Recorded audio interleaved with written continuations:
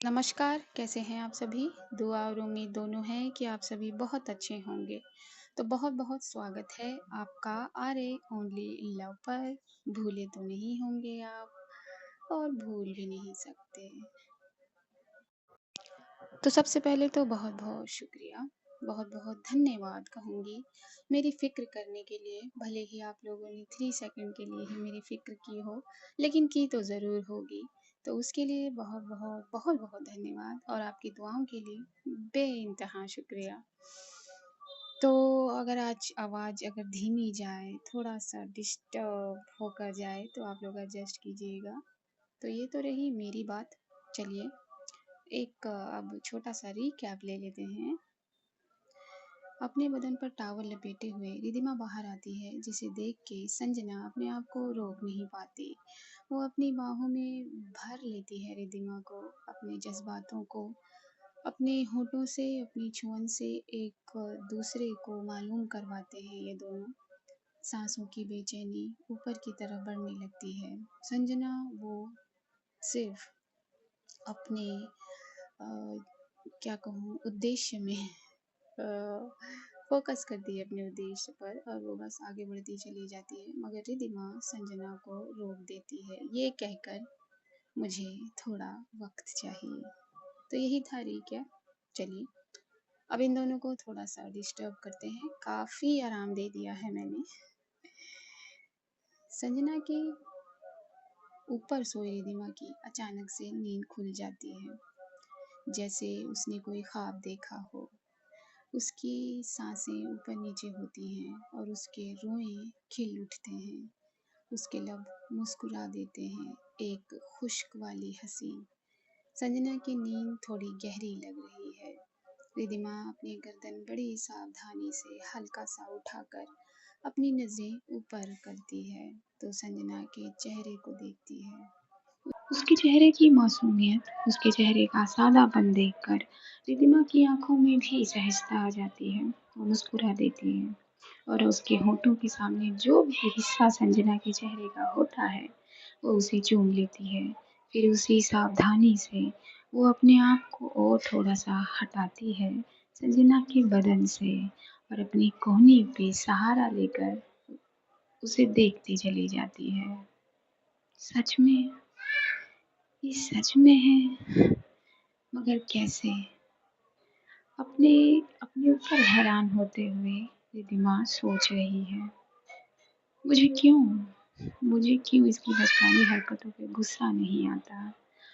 और अगर आता भी है तो इतनी जल्दी ख़त्म कैसे हो जाता है?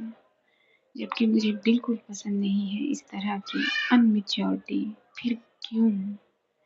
रिधिमा रिधिमा के मन ने ये गुलाबी खुश्की महसूस करते हुए कहा और वो उसकी आँखों में बखूबी दिखाई दी। कमरे में जो मोमबत्तियाँ हवाओं के साथ लड़कर जल रही थी, अब वो ख़त्म होने वाली है या फिर ख़त्म हो अभी नहीं। रिधिमा अपनी नज़रें पूरे कमरे में फेरती है और अपने चेहरे को घुमाकर वापस अंजना के चेहरे पर करती है। तो टेडी को ये करना भी आता है। अपने भाव को कंटिन्यू रखते हुए धीरे से रिधिमा ने कहा और अपना सर वापस से संजना के सीने पे रख दिया। अपनी आंखों को बंद किया। तभी उसे कुछ महसूस हुआ अपनी स्किन पर, संजना की स्किन। उसने अपनी बंद आंखों को फट से खोल लिया और अपने आप पर एक नज़र डाली। ये करके उसने अपनी आंखों को जोर से बंद कर लिया। अपने ऊपर रखे हुए ब्लैंकेट को जल्दी-जल्दी एडजस्ट करने लगी, जबकि वो पहले से ही एडजस्ट है। इसके हिलने-डुलने में संजना की गहरी नींद में छाल पड़ जाती है और वो रिधिमा को अपनी बाहों में पहले से ज़्यादा कस लेती है, जैसे नींद में भी उसे ये एहसास हो रहा है कि उसकी मिस ब्राउन आइज़ उसकी बाहों में है और उसे कोई दूर कर रहा है और रिधिमा चुपचाप स्टेबल हो जाती है। कुछ कर ही नहीं पाती। ना, ना मिस ब्राउन आइज़, आपको यहाँ से जाने की परमिशन नहीं है, संजना ने अपनी नींद में ही कहा। लेकिन और हैरानी भरी भाव वाले से रिद्धिमा ने सिर्फ एक शब्द कहा, कहा ना, you are not allowed.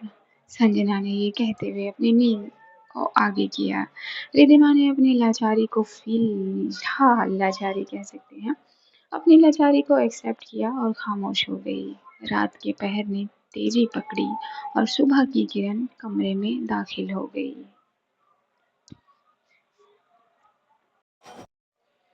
Sanjana ने अपनी आंखें खोलते ही सामने रिद्धिमा को पाया। पूरी रात गुजर गई मगर इन दोनों की पोजीशन नहीं बदली। संजना जरा सा नहीं हिली और उस रिद्धिमा ने उसे ही कॉपी किया। हालांकि इन दोनों के उठने का समय नहीं हुआ था मगर फिर भी आज संजना की आंखें खुल गईं। एक पल के लिए उसे अपनी आंखों पर यकीन नहीं हुआ, इसलिए उसने अपनी आंखों को 3-4 बार खोलकर बंद किया और दोबारा एक लास्ट बार खोलकर देखा। फाइनली उसे यकीन आया। नहीं, ये कोई ड्रीम नहीं, ये कोई ड्रीम नहीं है संजू। ये उसने अपने आप से कहा और अपनी बात को आगे किया। तो मेरी रित्स मेरी बाहों में है। जो सपना नींद में देखा करती थी वो सच हो गया। सच में वो सपना सच हो गया। I mean I am living my dream. ये कहकर संजना ने अपनी गर्दन को नीचे किया और अपनी ललसाई आंखों से रिद्धिमा का चेहरा देखने लगी। उसका प्राइसलेस ठहराव जो उसके सोते चेहरे पर नजर आ रहा है साफ साफ, वो संजना की आंखों को ठंडक दे रहा है। संजना के देखने के सफर को रिद्धिमा रोक देती है अपनी नींद खोलते हुए और वो अपनी गर्दन को हिलाते हुए अपनी आंखों को मसलते हुए ऊपर की तरफ देखती है। उसकी नजरें सीधा अपने पर ठहरी नजरों पर पड़ती हैं और उसकी उबासी आधे पर ही रुक जाती है। रिधिमा फट से संजना से अलग होना चाहती है। अब कहाँ? कहाँ? Good morning my sunlight. Sanjana ने ये कहकर रिधिमा के माथे को चूम लिया और अपनी बाहों को एक मुलायम मजबूती दे दी। उसके चुंबन से जैसे रिधिमा की बॉडी में सुबह सुबह चिंगारी लगा दी हो। गुड मॉर्निंग सांझ। उस उठ रही चिंगारी को फील करते हुए रिधिमा ने कहा। से इट अगेन। संजना ने दोबारा सुनने की चाहत करते हुए कहा। Good morning. संजना की आंखों में देखते हुए रिधिमा ने अपनी आधी लाइन को रिपीट किया। ना ना ना ये नहीं तो क्या? ये कहकर रिधिमा ने अपने आप को हल्का सा टेढ़ा किया। प्लीज बोलो ना, रिक्वेस्ट वाले अंदाज में संजना ने कहा। गुड मॉर्निंग सांझ। संजना ने अपनी छोटी सी जीत को महसूस किया और रिधिमा ने उसकी रिक्वेस्ट कबूल करते हुए ये कहा। अपने दोनों हाथ संजना ने रिधिमा की बैक पर घुमा दिए जिससे रिधिमा ने अपनी आंखों को बंद कर लिया। मुझे जाना है ड्यूटी के लिए, रेडी भी होना है ना? रिधिमा ने ना जाने की चाहत लेते हुए जाने को कहा।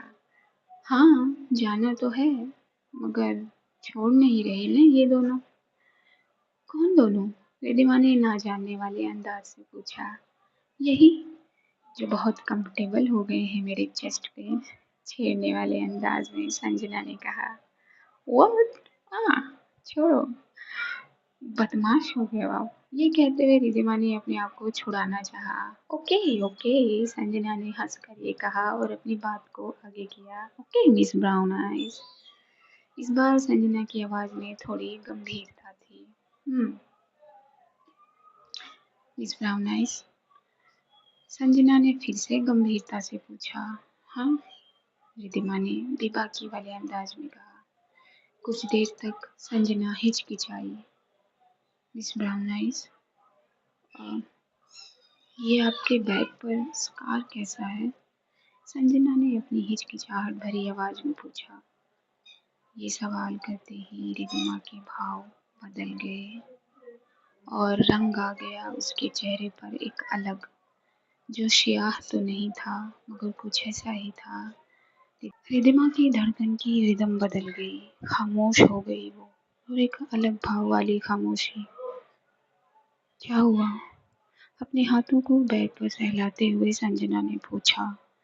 इतने में फोन की रिंग हुई, जो रिधिमा का फोन था, मगर वो संजना की साइट पर था, इसलिए संजना ने उसे उठा लिया और स्पीकर पर कर दिया। फोन नर्स स्टेशन से था और वो इमरजेंसी ड्यूटी के लिए मैसेज था।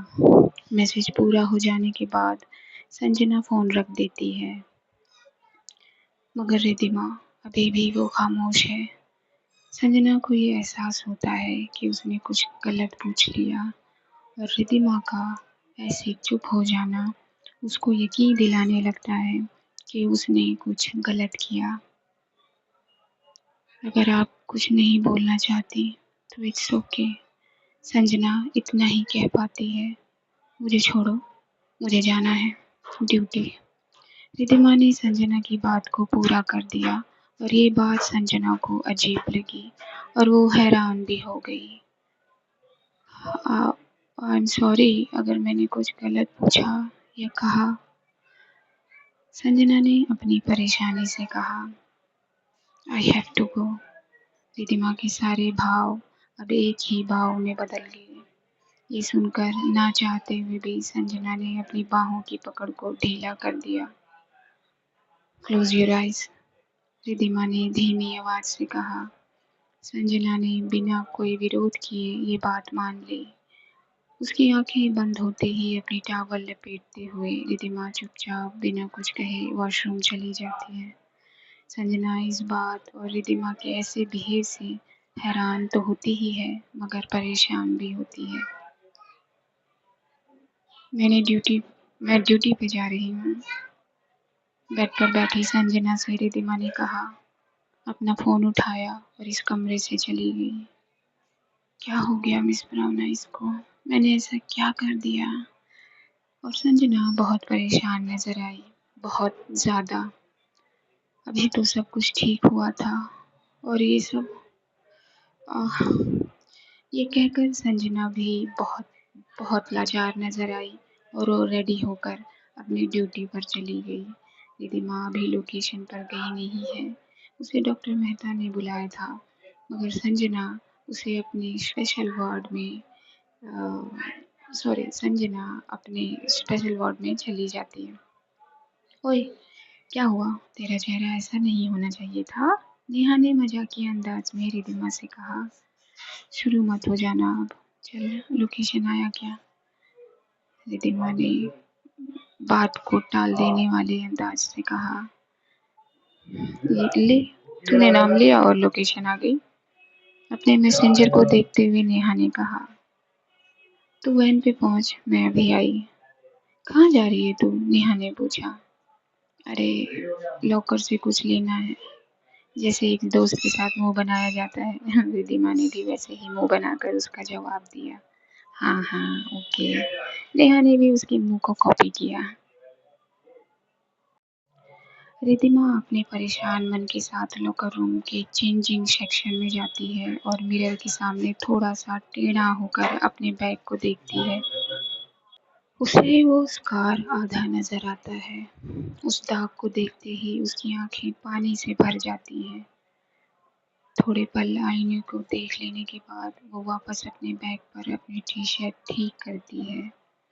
अपने आंसुओं को साफ करके अपने शोल्डर को ऊपर करती है। बाहर लॉकर रूम में आकर वो अपना लॉकर खोलती है। ये टेडी मेरे टेडी जैसा ही है, बदमाश। रिधिमा की आंखों की उदासी एक चमक वाली हंसी में बदल जाती है। संजना ने एक छोटा सा टेडी जो अपने दिल को अपने सीने में नहीं अपने हाथों में थामे हुए है, और वो दिल बिल्कुल साइंटिफिक शेप में है, वैलेंटाइन शेप में नहीं। वैसा ही टेडी रिधिमा के लॉकर में रख दिया है, जो बहुत छोटा है, और उसके दिल पे लिखा है I love you my dopamine. Ridhima उस टेडी को बाहर निकालती है। मुझे माफ करो teddy. You are not a bear. Only my teddy Saanjh. ये शाम को मिलते हैं। मुस्कुराता हुआ चेहरा लेकर रिधिमा बाहर आ जाती है और चैटर बॉक्स नेहा के पास पहुंच जाती है। तो आज के लिए इतना ही। मैं भी पहुंचती हूँ अपनी रेस्ट वाली जगह पर। देखते हैं इस कार का रीज़न क्या है, क्यों रिधिमा इतना परेशान हो गई है और ऐसा बिहेव करना संजना को क्या फील कराएगा। आप जानते हैं तो तर्क लगाइए और मुझे बताइए कमेंट में। अब आज के लिए एडजस्ट कीजिएगा जैसा कि मैंने पहले कहा, और जो आपके लिए दुआ करते हैं उन्हें वक्त दीजिए, अपने पेरेंट्स का ख्याल रखिए, दुआ करिए। दुआ की बहुत ज़रूरत है, फ़िलहाल तो सबको है। हाँ हाँ, मुझे भी है। दुआ करिए, अपने पेरेंट्स का ख्याल रखिए। मुझे दीजिए इजाज़त। नमस्कार।